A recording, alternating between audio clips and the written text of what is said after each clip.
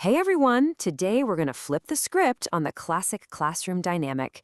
You're not just here to learn science, you're going to learn how to teach it. So let's dive right in. That's right. The goal here is for you to design and deliver a science lesson for your own peers. And they say the best way to really master a topic is to teach it to someone else.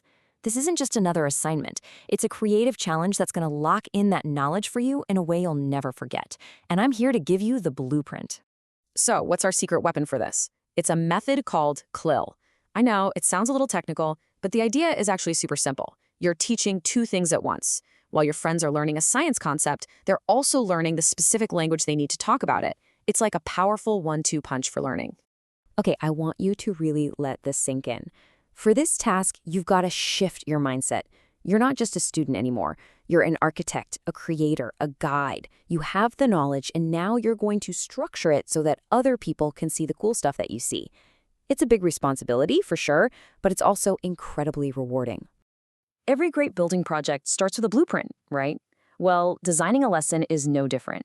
So let's open up the master plan you'll be using to build your awesome science lesson from the ground up. These 4 C's you see here, they are the absolute foundation of your entire lesson. Think of them like 4 pillars holding the whole thing up. First, you've got content. What are they actually going to learn? Then communication. What specific words do they need to get it?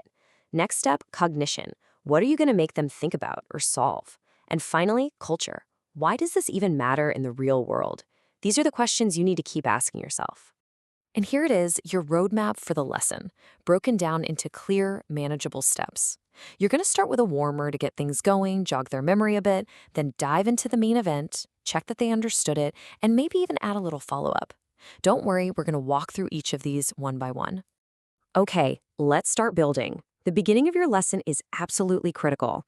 You've got about 5 minutes to hook your audience, get them curious, and really set the stage for what's coming. This is where you grab their attention and you do not let go. So how do you actually do that? You kick things off with a warmer. Forget a boring introduction. Ask a crazy question. Show a really weird picture.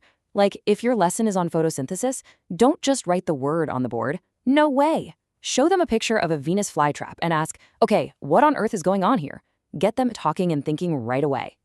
Once they're hooked, you need to build a bridge from what they already know to what you're about to teach.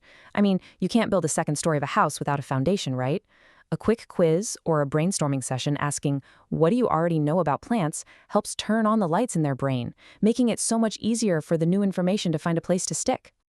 All right, we've set the stage, the audience is warmed up, and now we're at the heart of your lesson plan. This is the main event. This is where the heavy lifting happens, where your classmates are really going to get their hands dirty with the new science concepts. And here's the most important rule of all. Your job is not to talk at them for 15 minutes. Your job is to be a facilitator, a guide. You give them a task, a problem, an experiment, and you guide them as they do the work. The spotlight has to be on them, not on you. And look, the possibilities are endless.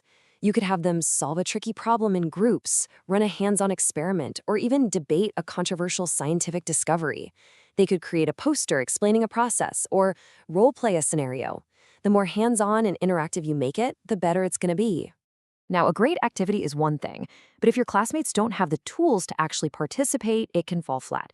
That's why every good lesson blueprint needs support systems. Seriously, think of these as the scaffolding you put up around a building while it's being constructed. And that's exactly what we mean by language scaffolding. It's not about giving them the answers, not at all. It's about giving them the language tools they need to find the answers and express their ideas. It's as simple as providing sentence starters or key phrases so they can focus on the science, not on struggling for the right words. It just helps everyone get involved. Simple, right? Just look at this comparison. It makes the whole idea so clear. Telling someone to just explain the results is kind of vague and a little intimidating, but giving them specific phrases like "we found that" or "this happens because" gives them a clear structure for their thoughts. It lowers the barrier to entry and helps everyone participate with confidence. A huge part of that scaffolding is your glossary. Come on, every science topic has its own key vocabulary. Your job is to pick out the 5 to 10 most important words and create a little mini dictionary for your classmates. The format is super simple. The word, a simple definition, and an example sentence. This is non-negotiable, folks. Every lesson needs one. Okay, the main activity is done, and your classmates have explored the new concepts. But you're not finished yet. Now you need to add the finishing touches to make sure all that new knowledge actually sticks in their brains. This part is called consolidation, which is just a fancy way of saying a quick check for understanding.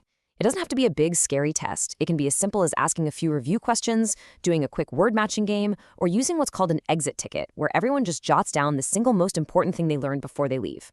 It's your way of making sure the mission was a success. You've designed the lesson, you've built all the materials, and now it's time to launch.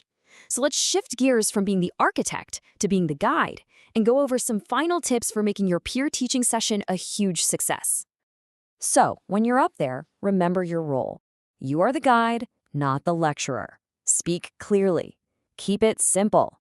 Give instructions that are absolutely impossible to misunderstand, and most importantly, get out of the way. Let your classmates get active in pairs and groups.